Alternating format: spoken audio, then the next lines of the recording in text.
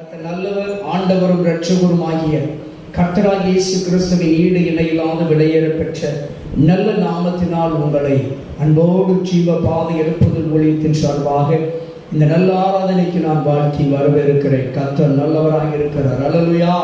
ஆண்டவர் சொல்லுகிறார், 2-3 பேர் நாமத்தினால எங்கே கூடி வருகிறார்களோ அங்கே நான் செய்கிறேன், வாசம் பண்ணுகிறேன் என்று வாக்கு கொடுத்திருக்கிறார். அல்லேலூயா. ஆண்டவர் நம் மத்தியில வாசம் பண்ணி கொண்டிருக்கிறார். எத்தனை பேர் விசுவாசிக்கிறீங்க? ஆண்டவர் நம்ம கூட இருக்கிறார். எத்தனை பேர் நம்புறீங்க? அல்லேலூயா, அல்லேலூயா. ஆண்டவர் உண்மையிலே நம் மத்தியில அசைவாடி கொண்டிருக்கிறார். ஆண்டவர் நம் மத்தியிலே நம்ம கூட அவர் வாசம் பண்ணி கொண்டிருக்கிறார். என்று சொன்னால் பிதாவை எங்கும் தொழுது கொள்ளும் ஒரு காலம் உண்டு என்று சொல்லி ஆண்டவர் இயேசு கிறிஸ்து 2000 ஆண்டுகளுக்கு முன்பு தன் சீசர்களுக்கு சொன்ன அந்த வார்த்தையின்படி நாம் பார்க்கிற பொழுது இன்றைக்கு நம்ம எங்கெல்லாம் ஆண்டவரை தொழுது கொள்ளுகிறோமோ அங்கெல்லாம் பிதாவாகி தேவன் வாசம் பண்ணுகிறார். அல்லேலூயா. பிதாவாகி தேவன் எங்கெல்லாம் வாசம் பண்ணுகிறாரோ அங்கெல்லாம் குமாரன் இயேசு இருக்கிறார். அல்லேலூயா. குமாரன் இயேசு எங்கெல்லாம் இருக்கிறாரோ அங்கெல்லாம் பரிசுத்த ஆவியானவர் அசைவாடி கொண்டிருக்கிறார். அல்லேலூயா. ஏனென்றால் மூவரும் ஒன்றாய் இருக்கிறார்கள் என்று வேதம் நமக்கு சான்றளிக்கிறது. அல்லேலூயா. நிச்சயமாய் ஆண்டவர் சமூகத்தில் நான் அடிக்கடி சொல்லுவேன், நீங்களா இருந்தாலும் சரி, நானா இருந்தாலும் சரி, நம்முடைய ஆண்டவர் சமூகத்தில் ஒரு நிமிஷம் காத்திருந்தால் கூட அதற்கு பலன் நிச்சயமாய் உண்டு. அல்லேலூயா. நிச்சயமாய் உண்டு. ஒன்றை விசுவாசிக்க வேண்டும். பிதாவை விசுவாசிக்கிறவர்கள், இயேசுவை விசுவாசிக்கிறவர்கள், பரிசுத்த ஆவியானவரை விசுவாசிக்கிறவர்கள், இயேசு மரித்து அடக்கம் பண்ணப்பட்டு 3ஆம் நாள் உயிர்த்தெழுந்தார் என்பதை விசுவாசிக்கிறவர்கள், அவர் இன்றைக்கு உயிரோடு இருக்கிறார் என்று விசுவாசிக்கிறவர்கள், அவர் மறுபடியும் வருவார் என்று விசுவாசிக்க வேண்டும். அல்லேலூயா. அவர் மறுபடியும் நம்மை சேர்த்துக் கொள்வார் என்று விசுவாசிக்க வேண்டும். அல்லேலூயா. மறுமையின் வாழ்க்கைக்கு நம்மை மறுபடியும் அழைத்து செல்வார் என்பதை விசுவாசிக்க வேண்டும். எப்படி இன்மைக்குரிய வாழ்க்கை என்று ஒன்று இருக்கிறதோ, வாழ்ந்து கொண்டிருக்கிறோமோ, அதே போல ஒரு வாழ்க்கை இருக்கிறது, மறுமையின் வாழ்க்கை. அல்லேலூயா. அடிக்கடி நான் ஒரு கதை சொல்லுவேன். ஒரு ராஜாவுக்கு ஒரே குமாரத்தி, ஒரு ராஜாவுக்கு ஒரே ஒரு குமாரத்தி இருந்தார். அந்த ஒரு குமாரத்தி செல்லமாய் வளர்க்கப்படுகிறார். அந்த தேசத்துல அவள் விரும்புகிறதையெல்லாம் தகப்பு நிறைவேற்றி கொடுக்கிறார். அப்படி நிறைவேற்றி கொடுக்கிற அந்த தகப்பன் தன் மகனுக்குரிய ஒவ்வொரு காலகட்டத்துக்குரிய காரியங்களை எல்லாம் அழகாய் நேர்த்தியாய் நடத்தி வருகிறார்.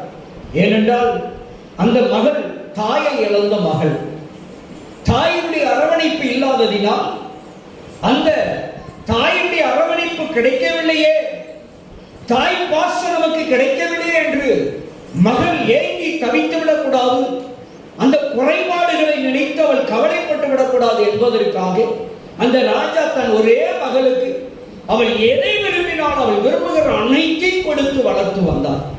காலங்கள் கடந்து நேரம் வந்தது. அந்த மகளுக்கு திருமண பருவ காலம் வந்தது. திருமணம் நிறைவேற்றக்கூடிய காலம் வந்தது. இந்த ராஜா பார்த்தார், தன் மகளுக்கு திருமண வயது வந்துவிட்டது.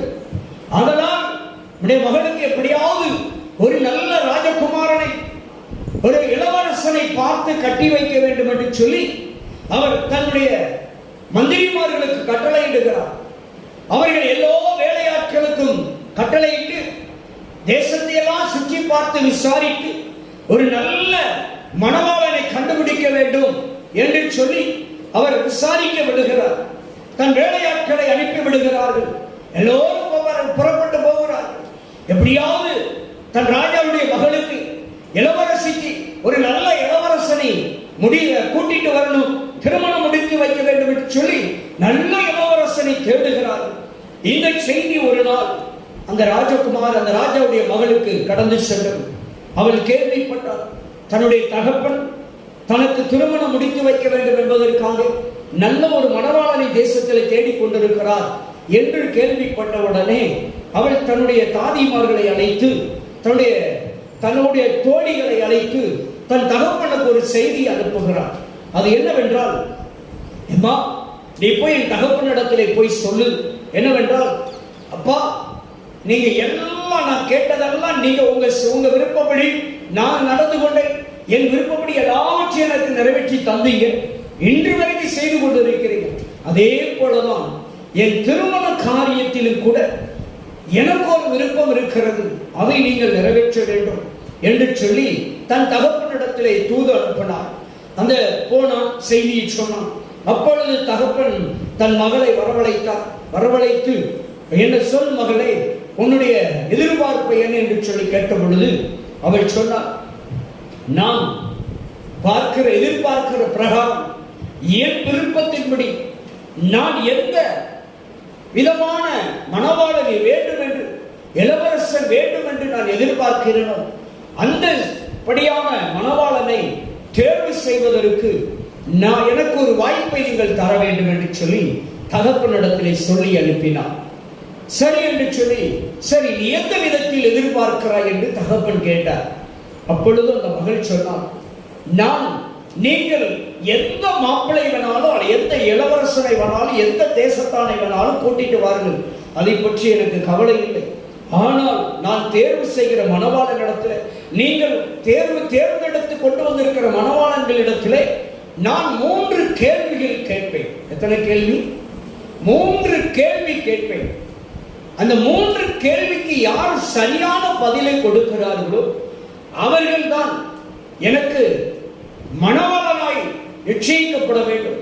அவரை தான் நான் மணவாளனாய் ஏற்றுக்கொள்ளுவேன் என்று சொல்லி, அவர் கண் தெரியாதவரானாலும் பரவாயில்லை, எந்த விதமான குறைபாடு உள்ள மனுஷனாக இருந்தாலும் நான் அதை பற்றி கவலை இல்லை.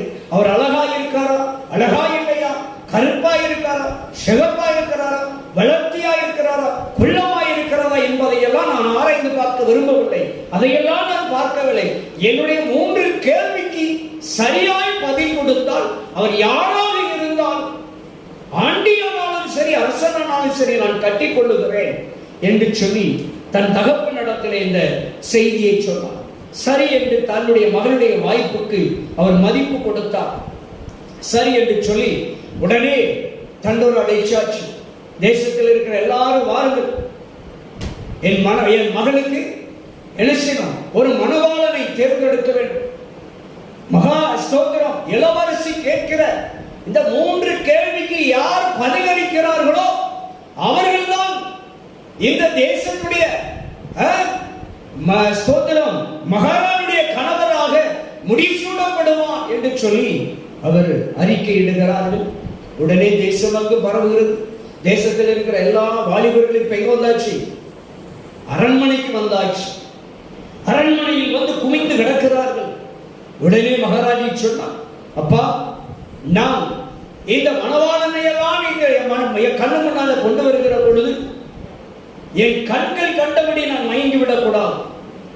எந்த ஒரு அழகிற்காகவோ நான் கேட்கப்பட்ட அந்த கேள்விக்கு பதில் என் செவிக்கு கிடைத்தால் அது யாராக இருந்தாலும் போதும் என்று சொன்ன நானே மயங்கி விடாதபடிக்கு என் கண்களுக்கு எனக்கு முன்பாகவும், எனக்கு நான் கேள்வி கேட்கிற எனக்கு முன்பாகவும், பதில் சொல்லுகிற நபருக்கு முன்பாகவும் எங்கள் 2 பேருக்கு நடுவாக கருப்பு திரை அணிய வேண்டும் என்று சொன்னார். அல்லேலூயா.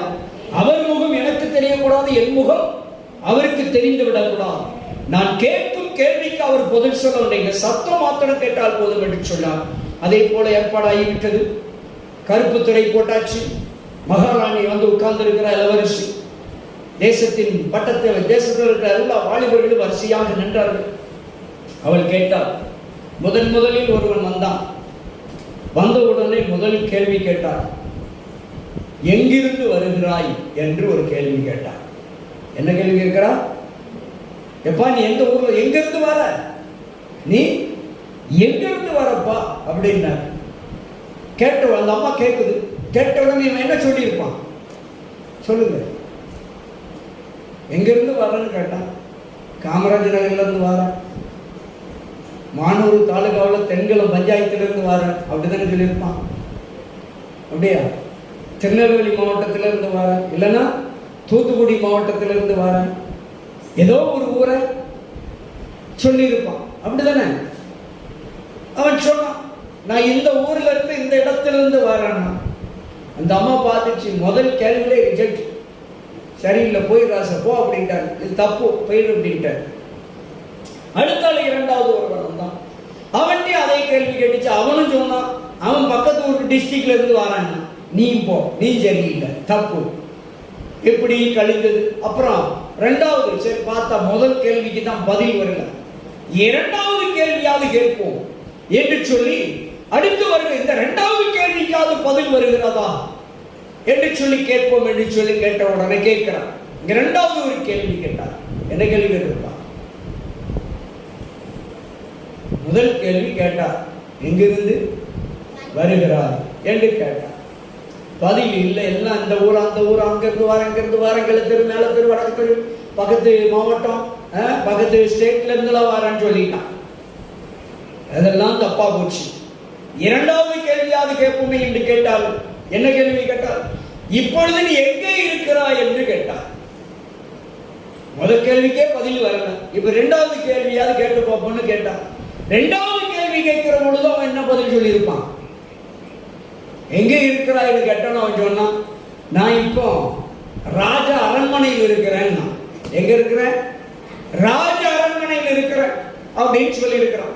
இல்ல அப்படின்னா இதோ ராஜகுமாரிக்கு முன்பாக திரைக்கு முன்னால உட்கார்ந்துட்டு இருக்கேன்னு இருப்பான். அப்படித்தானே சொல்லியிருப்பான். சொன்னான், இதைத்தான் வந்தவன் போல சொன்னான்.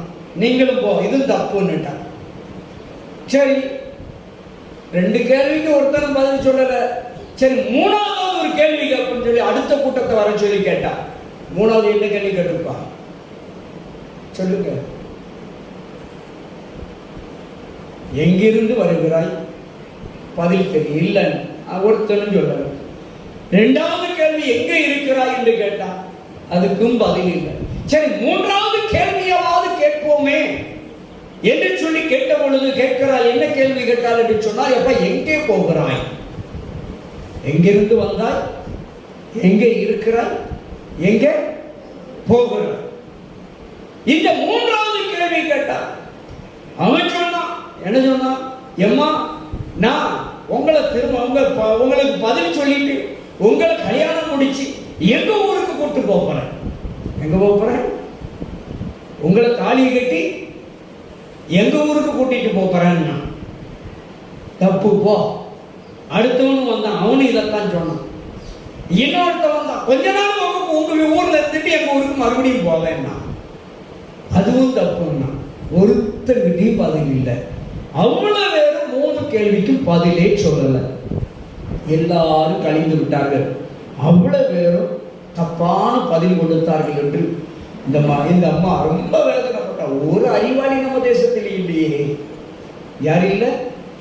நான் கேட்ட மூன்று கேள்விக்கு ஒரு பதில் சொல்லக்கூடிய தேசத்தில் ஆள் இல்லையே என்று சொல்லி மிகவும் துக்கப்பட்டார். சரி, இந்த மூன்று கேள்விக்கு எனக்கு யார் பதில் கொடுப்பார்களோ அவர்கள் தான் எனக்கு மனவாளன் என்று சொல்லி அவள் உறுதியாக இருந்தால். காலம் கடந்து 1 மாதம் போச்சு, 2 மாதம் போச்சு, 3 மாதம் கழிந்தது, 6 மாதம் கழித்தது.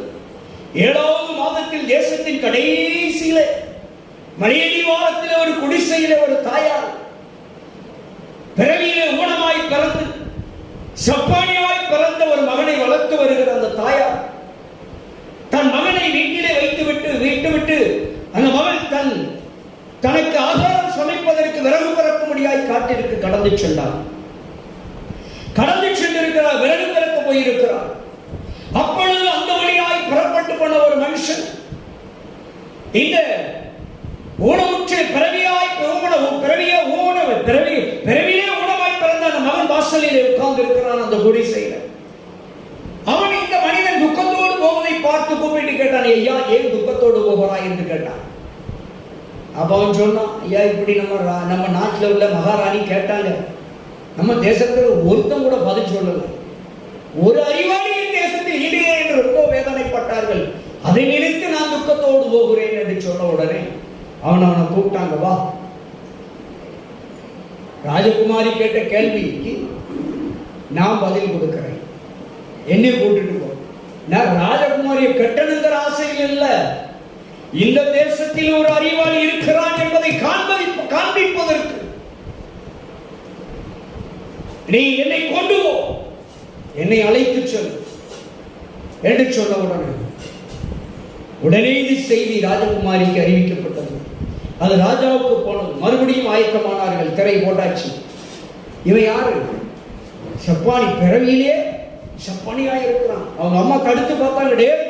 பெரிய பெரிய பெரிய பெரிய ஞானிகள் எல்லாம் பதிலளிக்காமல், பெரிய பெரிய ராஜகுமாரர்கள் எல்லாம் பதிலளிக்க முடியவில்லை, நீ போய் என்னடா பதில் கொடுத்துருவ என்று சொல்லி அந்த அம்மா தடுத்து பார்த்தார்கள். நான் பதில் கொடுக்கிறேன். ஏனென்றால் வந்தவனிடத்திலே 3 கேள்வி உள்வாங்கி விட்டான். 3 கேள்விக்கும் பதிலை தயார் பண்ணி விட்டான். அல்லேலூயா. நேரம் வந்தா உட்கார வச்சாச்சு. இந்த அம்மா வந்துச்சு, உட்கார வந்துச்சு. அந்த அம்மா கேட்டுச்சு. முதல்ல என்ன கேள்வி கேட்டுச்சு சொல்லுங்க. முதல் கேள்வி என்ன கேள்வி? எங்கிருந்து வருகிறாய் என்று கேட்டுச்சு. இவன் என்ன பதில் சொல்லி இருப்பான்? வந்த ஊரை என்ன பதில் சொன்னான்? அந்த ஊருனா இந்த ஊருனா அந்த மாவட்டம் அந்த ஸ்டேட் அடுத்த கண்ட்ரி துணை கண்டத்தில் இருந்தான் சொன்னான். இவன் சொன்னான் முதல் கேள்விக்கு எங்கிருந்து வருகிறாய் என்று கேட்ட முதல் கேள்விக்கு அவன் சொன்னான், நான் என் தாயின் கருவறையாகிய பையூரில் இருந்து வந்தேன் என்று சொன்னான். எங்கிருந்து வந்தேன்? என் தாயின் கருவறையாகிய பையூரில் இருந்து வந்தேன் என்று சொன்னான். உடனே அந்த அம்மா எந்திரிச்சு. ஏன்னா முதல் கேள்வி சரியானது. அல்லேலூயா. இரண்டாவது கேள்வி கேட்க ஆரம்பித்தது. இப்பொழுது நீ எங்கே இருக்கிறாய் என்று கேள்வி கேட்டது. அவன் சொன்னான், பையூரில் இருந்து வந்த நான் இப்பொழுது பொய்யூரில் இருக்கிறேன் என்று சொன்னான். எந்த ஊரு? பொய்யூரிலே வாழ்ந்து கொண்டிருக்கிறேன் என்று சொன்னான். அந்த அம்மா அப்படியே உடனே செஞ்சிச்சு. திரையை விளக்க ஆரம்பித்து விட்டது. மூன்றாவது கேள்வி அந்த அம்மா கேட்குது, முகத்தை பார்த்து, எங்கே போகிறாய் என்று கேட்டவுடன் அவன் என்ன சொல்லியிருப்பான்? பையூரில் இருந்து வந்த நான் பொய்யூரிலே வாழ்ந்து கொண்டிருக்கிறேன். பொய்யூரில் வாழ்ந்து கொண்டிருக்கிற நான் இனி நான் மெய்யூருக்கு போக வேண்டும் என்று சொன்னான். அல்லேலூயா. அந்த அம்மா உடனே அவன் காலில் விழுந்துச்சு. இவன் தான் என் அறிவாளி, இவன் தான் என் கணவன் என்று அவனுக்கு முடி சூட சொன்னார். அல்லேலூயா. ஒன்று மாத்திரம் புரிந்து கொள்ள வேண்டும், நாம் இன்றைக்கு வாழ்ந்து கொண்டிருக்கிற இந்த உலகம் எப்படிப்பட்ட உலகம்? என்ன ஊர் சொல்லுங்க? 1000 லட்சம் கோடிக்கணக்கான ஊருக்கு பேர் வச்சிருக்கலாம்.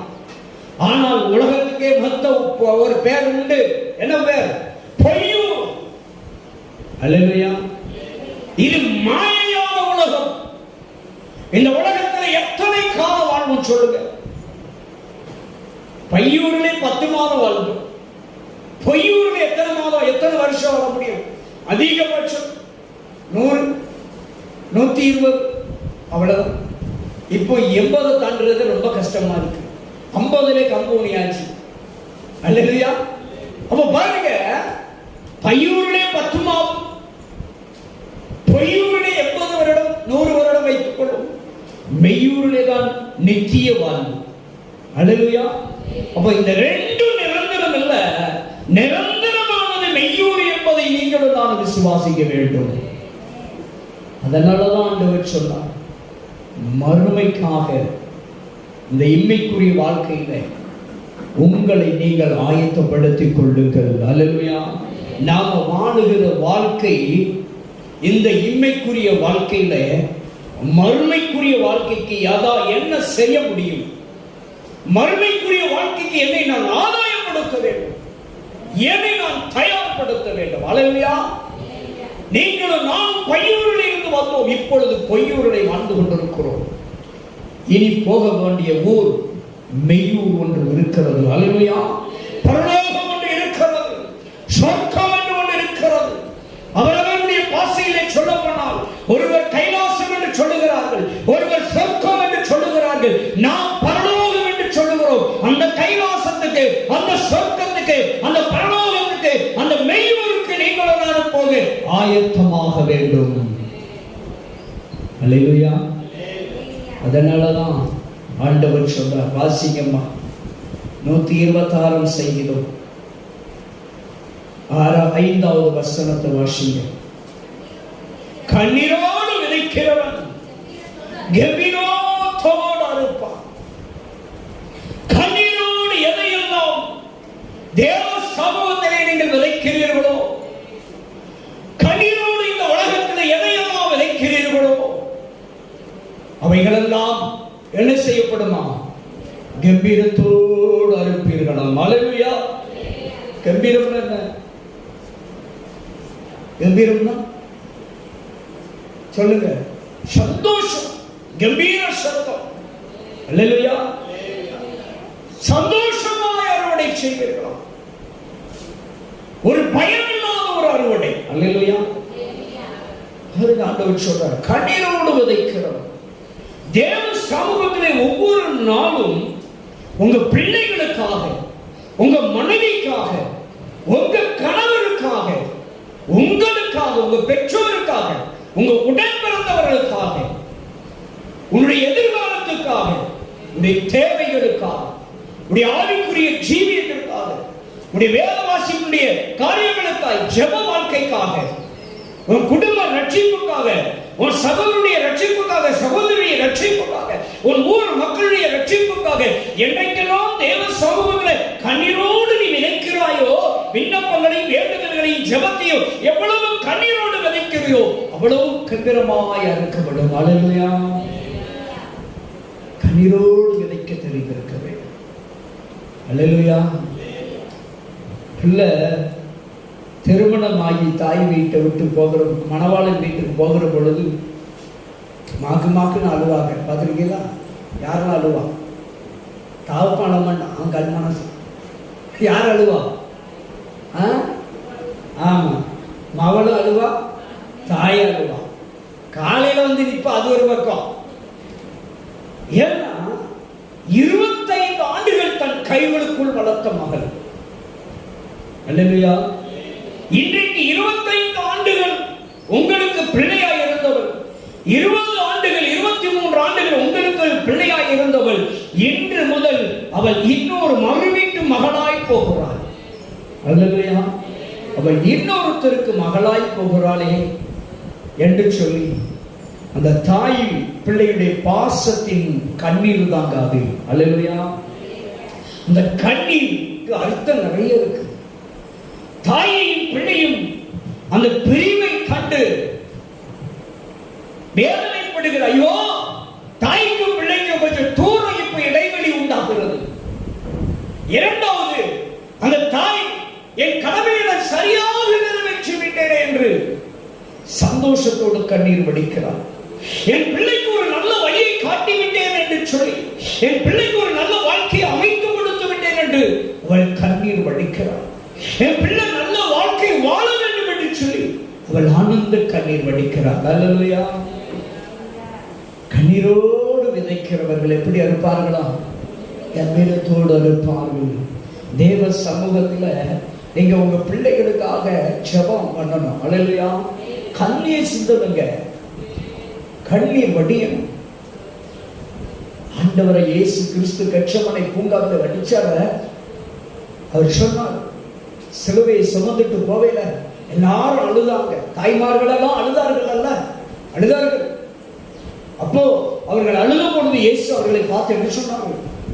எனக்காக நீங்கள் அழ வேண்டாம், இது நான் உங்களுக்காக செய்யப்படுகிற பிரமாணம், நிறைவேற்ற வேண்டியவை. ஆனால் நீங்க யாருக்காக அழ வேண்டும்? உன் பிள்ளைகளுக்காக அழுங்கள் என்று சொன்னார். ஏன் சொன்னார் தெரியுமா? இனி வருகிற காலம் மிகவும் கொடிய காலம். மகனே, மகளே, உன் பிள்ளைகளுக்காக நீ அழ வேண்டும். இனி வரப்போகிற காலம் மிக மோசமான கொடிய கலியுக காலம், பயங்கரமான ஒரு காலம் இருக்கிறது. அதற்காக ஒரு சந்ததிக்காக, ஒரு பிள்ளைகளுக்காக, எருசலேமே ஒரு குமாரத்திற்காக அழு. அல்லேலூயா. நம்முடைய பிள்ளைகளுக்காக அழணும். நம்முடைய கிராமத்தில் இருக்கிற மக்களுக்காக கண்ணீர் சிந்தனுங்க. நம்ம கிராமத்தில் இருக்கிற அத்தனை மக்களுக்காகவும், எல்லா வீதியில் இருக்கிற இருக்கிற எல்லா தெருக்களில் இருக்கிற கீழ்ப்பகுதி, மேற்பகுதி, தெற்கு பகுதி, வடக்கு பகுதி, நடுப்பகுதி, எல்லா பகுதியில் இருக்கிற மக்களுக்காக ஒவ்வொரு நாளும் கண்ணீர் சிந்தி செபிப்போம் என்று சொன்னால், கண்ணீர் சிந்துவோம் என்று சொன்னால், நிச்சயமாய் எதிர்காலத்திலே நம்முடைய கிராமத்திலே ஒரு கம்பீரமான அறுவடை சத்தம் உண்டு. ஹல்லேலூயா. கண்ணீர் வடிக்கவில்லை. அந்த காலத்திலே கண்ணீர் வடித்ததனாலதான் அதில் கிடைத்த அறுவடையில் தான் நீங்களும் நான் உட்கார்ந்து கொண்டிருக்கிறோம். இந்த காலத்தில் பெரியவங்க வடிச்சது எத்தனை பேர் கண்ணீர் வடித்திருப்பார்கள். அவர்கள் வடித்த கண்ணீர், எத்தனை மிஷனரிகள் நம்முடைய தேசத்தில் வந்து கண்ணீர் சிந்தினார்கள், ரத்தம் சிந்தினார்கள், விதைத்தார்கள், ரத்தத்தை விதைத்தார்கள், கண்ணீரை விதைத்தார்கள். இன்றைக்கு நீங்களும் நான் அறுவடையாய் நிற்கிறோம். ஹல்லேலூயா. அதே போல் நம்முடைய பிள்ளைகளுக்காக, நம்முடைய சந்ததிகளுக்காக, நம்முடைய ஊருக்காக, ஊர் மக்களுக்காக, நம்ம தேவ சமூகத்தில் ஒவ்வொரு நாளும் கண்ணீரோடு ஜெபத்தை விதைப்போம் என்று சொன்னால், விண்ணப்பத்தை விதைப்போம் என்று சொன்னால், வேண்டுதலை விதைப்போம் என்று சொன்னால், ஆண்டவரே என் கிராமத்தில் எத்தனை பிள்ளைகள் அப்பா குடிக்கு அடிமையாக இருக்கிறார்கள், எத்தனை பிள்ளைகள் வாழ முடியாமல் இருக்கிறார்கள், எத்தனை குடும்பங்கள் ஏழ்மை நிலையில் இருக்கிறது, எல்லாவற்றையும் பட்டியல் போட்டு விதைக்க வேண்டும் தேவ சமூகத்தில். அல்லேலூயா. நாம ஆண்டவர் சமூகத்தில் கண்ணீரோடு விதைக்கணுங்க, கண்ணீரோடு விதைக்கணும். ஆனா உண்மை, நிச்சயமாய் ஒரு நாள் அறுவடை உண்டு. தேவ சமூகத்தில் நீங்கள் எதை விதைக்கிறீர்களோ அதை நிச்சயமாய் பலனை அறுப்பீர்கள். அல்லேலூயா. ஆண்டவர் சமூகத்தில் நம்ம கண்ணீரோடு தேவ சமூகத்தில் ஒவ்வொரு நாளும் தயவு செய்து உங்க பிள்ளைகளுக்காக, உங்க குடும்பத்துக்காக, ஏற்று சொன்னாரே உன் பிள்ளைகளுக்காக அழுங்கள் என்று சொன்னார். உன் பிள்ளைகளுக்காக நீ கண்ணீர். ஏனென்றால் உன் பிள்ளைகளுக்கு ஆபத்து நேரிடாதபடிக்கு காக்கப்பட வேண்டும். ஆபத்து நிறைந்த உலகம், மிகவும் கொடிய காலம், பாவம் நிறைந்த ஒரு காலம், பாதுகாப்பற்ற உலகம், பாதுகாப்பே கிடையாதுங்க. அரசாங்கம் எத்துணை வழிகளிலே நமக்கு பாதுகாப்பு அம்சங்களை தயார் பண்ணினாலும் அநேக நேரங்களிலே பாதுகாப்பற்ற சூழல் தான் இன்றைக்கு காணப்படுகிறது. ஒவ்வொரு நாளும் டிவியிலே பார்க்கிறோம், பத்திரிகைகளில் பார்க்கிறோம், பலவிதமான பொல்லாத சம்பவங்கள், மரணங்கள். இவைகளில் பாதுகாப்பு வேண்டும் என்று சொன்னார். பரலோகத்தின் தேவனுடைய உத்தரவாதங்கள பாதுகாப்பு நமக்கு கிடைக்க வேண்டும் என்றால் ஒவ்வொரு நாளும் நம்முடைய சந்ததிக்காக, பிள்ளைகளுக்காக, நம்முடைய சபைக்காக, சபையின் மக்களுக்காக, நம்முடைய கிராமத்துக்காக, கிராமத்து மக்களுக்காய், வாலிப பிள்ளைகளுக்காய், பெண் பிள்ளைகளுக்காய், விசேஷமாய் பெண்களுக்காக ஜெபிக்க வேண்டும். குழந்தைகளுக்காக உறுப்புகள் திருடப்படுகிறது, பலவிதமான பாலியல் சம்பவங்கள், பலவிதமான திருட்டு சம்பவத்தினால் கொலையினால் கொலை நடக்கிற சம்பவங்கள். இவைகளுக்கு பாதுகாக்கப்பட வேண்டும் என்றால் ஒவ்வொரு நாளும் ஜெபத்திலே கண்ணீரோடு விதைக்க வேண்டும். ஜெபத்தை பாதுகாப்பு தேவன் கொடுப்பார். அல்லேலூயா. தேவன் பாதுகாப்பு கொடுப்பாருங்க, தேவன் பாதுகாப்பு கொடுப்பார். அல்லேலூயா. அல்லேலூயா. காரணம், தேவனிடத்திலே நாம் விதைக்கிற ஒவ்வொரு ஜெபமும், தேவ சமூகத்திலே காத்திருக்கிற ஒவ்வொரு நேரமும் நல்ல பலனை தரும். அல்லேலூயா. நல்ல பலனை நிச்சயமாய் தருங்க. இயேசுவை நம்பி நாம நிற்கிறோம், அவர் நல்ல பலனை தருவார், கைவிடவே மாட்டார். நம்பினவரை கைவிட மாட்டார், நம்பி வந்தவர்களை கைவிட மாட்டார், நம்பி நாடியவர்களை கைவிட மாட்டார், அவரை நம்பி தேடியவர்களை அவர் கைவிடவே மாட்டார். நீங்க என்ன ஆசைப்படுறீங்களோ அதை நிறைவேற்றி தருவார். அல்லேலூயா சொல்லுங்களேன். ஏசப்பா கைவிடவே மாட்டார். நிம்மதிக்குரிய வாழ்க்கையில நல்ல வாழ்க்கை வாழ்கிற நீங்களும் நானும் மறுமைக்குரிய காரியத்தை மறந்து விடக்கூடாது. அல்லேலூயா. மறுமைக்கு நம்மளை ஆயத்தப்படுத்தணும். காலம் எந்த நேரத்தில் போய்கொண்டிருக்கிறது, உலகம் எங்கே போய்கொண்டிருக்கிறது என்று யாருமே சொல்ல முடியாது. வேத வசனங்கள் இன்றைக்கு நிறைவேறி கொண்டிருக்கிறது.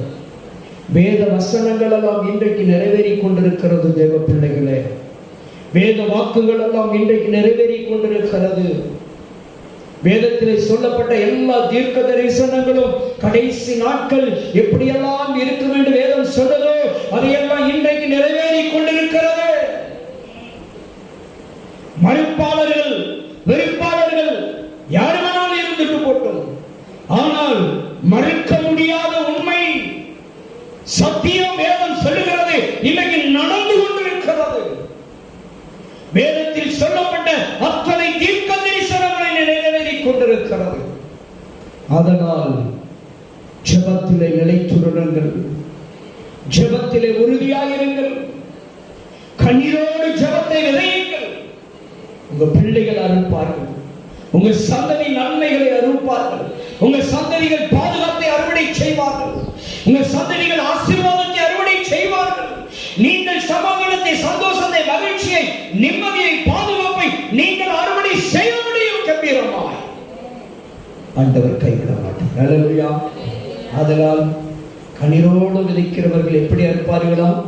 கம்பீரத்தோடு அறுப்பார்கள். அல்லேலூயா. இயேசு நிச்சயமாய் கைவிட மாட்டார். நிச்சயம் உங்களுக்கு நல்லது நடக்கும். பக்கத்துல கை கொடுத்து சொல்லுங்க, நல்லது நடக்கும். அல்லேலூயா. ஏசப்பா என்ன சொல்றாங்க? கைவிடவே மாட்டாங்க. அது எல்லாரும் ஒரு விஷய கண்களை மூடுவோமா? ஸ்தோத்திரிக்கிறவரே, ஆத்துமாவே நன்றி சொல்லு, முழு உள்ளத்தோடு என் ஆத்துமாவே நன்றி சொல்லு, முழு உள்ளத்தோடு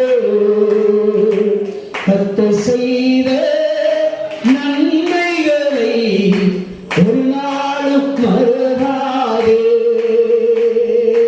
கர்த்தர் செய்த நன்மைகளை ஒரு நாளும் மறவாதே. ஆத்துமாவே நன்றி சொல்லு, ஒரு நாளும் மறவாதே, ஒருபோதும் மறவாதே. ஆமென். ஆண்டவரே, முழு இதயத்தோடு முழு ஆன்மாவோடு நாங்கள் உமக்கு நன்றி செலுத்துவோம். ஆண்டவரே, கண்ணீரோடு விதைக்கிறவர், துக்கத்தோடு, வேதனையோடு, கவலையோடு, வருத்தத்தோடு, வியாதியோடு, பலவீனத்தோடு, சுகவீனத்தோடு உம்முடைய சமூகத்தில் யாரெல்லாம் ஜெபத்தை விதைக்கிறார்களோ, விண்ணப்பங்களில், வேண்டுதல்களில் ஆண்டவரே திறப்பேன் என்று விதைக்கிறார்களோ, அதற்கு நிச்சயமாய் கம்பீரமான அறுவடையை கொடுக்கிற நல்ல தெய்வமே, உமக்கு நன்றி செலுத்துகிறோம். கம்பீரமாய் அறுவடை செய்யட்டும் ஆண்டவரே. உம்முடைய பிள்ளைகளுக்கு இம்மைக்குரிய வாழ்க்கையில கம்பீரமாய் நன்மைகளை அறுவடை செய்து தங்களை மறுமையின் வாழ்க்கைக்கு ஆயத்தப்படுத்திக் கொள்ள உதவி செய்கிறாடி. அற்புதம் செய்யப்பா, அற்புதம் செய்ய. வேதனைகள், துக்கங்கள், கவலைகள், வருத்தங்கள், பயங்கள், பிரச்சனைகள், போராட்டங்கள், நிந்தைகள் எல்லாம் மாறி போகட்டும் ஐயா.